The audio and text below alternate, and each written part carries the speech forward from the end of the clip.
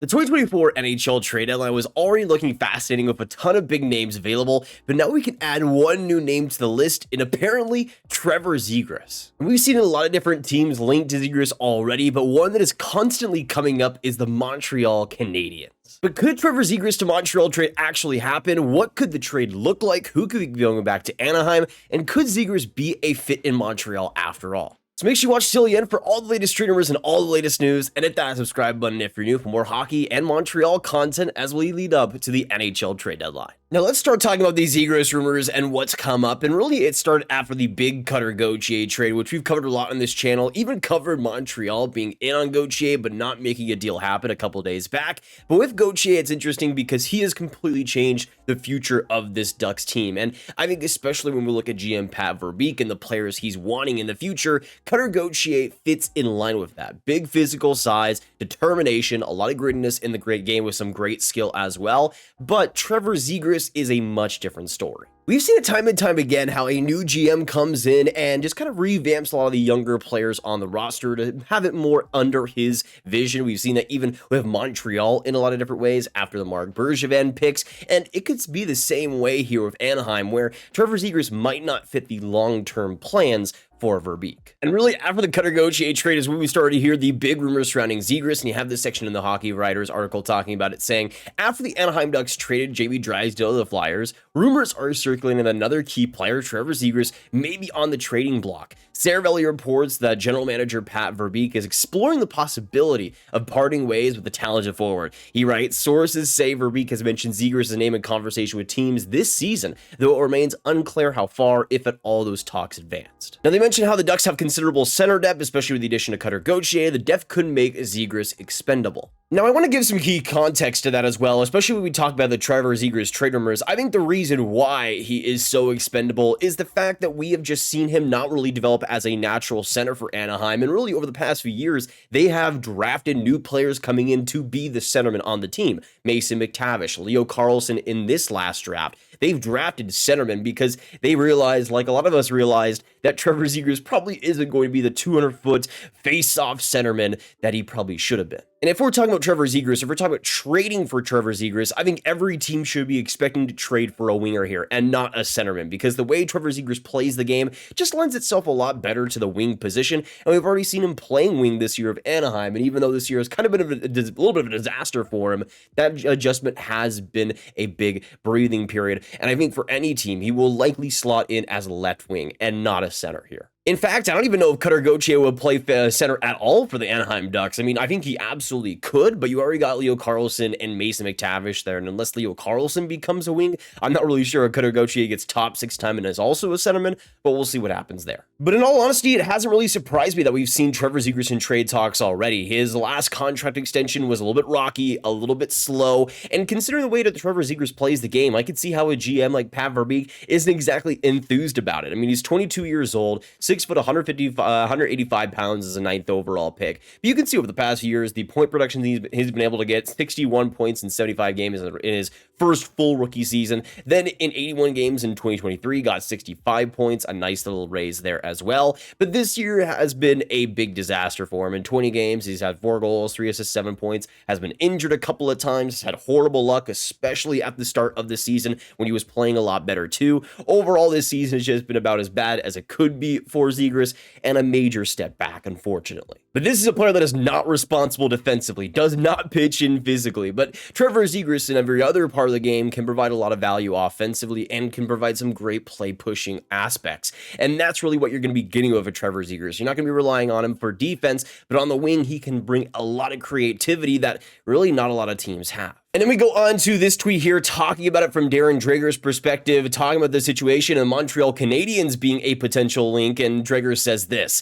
if you're the Habs, why wouldn't you ask? Why wouldn't you check out whether there could be a fit? But there's probably 25 other teams that'll make the same call. Now, this is just me having fun, but Zegras' possibility is real across the board in terms of a trade. Also goes on to say that if the Ducks were to deal Zegras, an offseason move is a lot more likely for it. But then, of course, we have the link to the Montreal Canadiens and the potential trade there. And it makes a lot of sense considering, of course, the reuniting of him and Cole Caufield, a bromance that has been just years in the making. And those two would be really interesting together, considering the fact that, again, they have that history, but just considering their play styles as well. I think they could really fit each other, though you'd probably have to have a much more defensive center there. Maybe they end up putting Zegras, Caufield, Suzuki together in some capacity, though I do think Caufield, Suzuki, and Slafkovsky is working still a little bit too well to maybe do something like that, but we'll see. That type of line would be really interesting and bring a lot of blends to the game at the same time, and for Montreal, it makes sense why there could be interest there. Especially considering how much Ken Hughes loves the 2019 draft as well, trying to get pretty much every single player from it.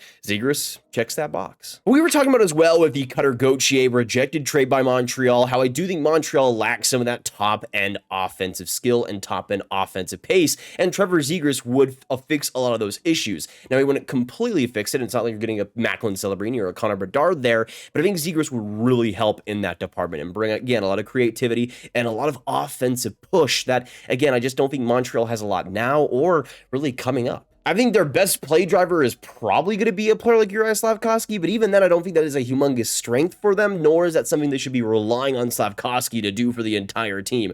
Maybe an Alex Newhook, again, is able to be a strong pace pusher, but to me, again, Zegras might be one of the solutions to that potential problem. Again, there is the question marks about defensive and physical play, but I also think under Marty St. Louis, we've seen a lot of forwards develop a more well-rounded game, and I think, honestly, having Trevor Zegras traded could spark a little bit of motivation for him as well to get better, to get even more consistent there too, and I could see a situation, again, where he's reunited with Cole, and again, those two are able to do so much together, and again, bring something that Montreal lacks a lot of. Now, of course, throughout all this video so far, we have not talked about yet the price of what Montreal would have to give up, and it would have to be major. It would have to be a top prospect. It would have to be probably a couple of really interesting pieces, and that's just the business here. I mean, Trevor Zegras, of course, being a top 10 pick, showing what he has shown in point production, even though a team like Anaheim won't want him, I guarantee, like Darren Trigger mentioned, a lot of teams are going to be calling for him, a lot of teams are going to be wanting him and adding him to that top 6, and Montreal wouldn't be alone there. Now, considering what Montreal is looking like cap space-wise, I think they would have to give up a pretty major player on the roster now. With Trevor Zegras, he makes $5.75 for the next 2 seasons after this, and of course, $5.75 for this season as well, but will be an RFA afterwards, which I think is very important, especially for Montreal, who wants to keep his rights, keep him as long as possible. That is extremely important, but considering the cap, it's still being pretty decently high. He won't come cheap in the trade, and you probably will have to give somebody back. Now, I'm going to give you guys a mock trade here for Trevor Zegras and Montreal, a mock trade that I think brings a lot of merit to both sides, and this is a trade that I want to stress is, I think, a little bit more of the realistic side that maybe I think Montreal wants to admit, and even some of you guys want to admit maybe. I mean, this trade might be a lot to stomach, but I think it probably would be if we did see a Trevor Zegras trade to Montreal, what it would look like. As for the trade itself, I mean, the big piece going back to Anaheim on the roster now will be Josh Anderson, considering his cap hit and also considering the players that Pat Verbeek likes, like we just saw with Cutter Gauthier. I think Gauthier is pretty similar to Josh Anderson in some ways, even though I think the pace and the skating is a lot better than Anderson in a lot of respects. But I think Anderson is a player that Anaheim will really covet, a player that they'll really like and will bring that physicality on the middle 6. He's played a little bit better over the past month, but still has been pretty invisible at times. But you can see in 41 games, his 12 points, 7 goals. I think he will be better in Anaheim in a more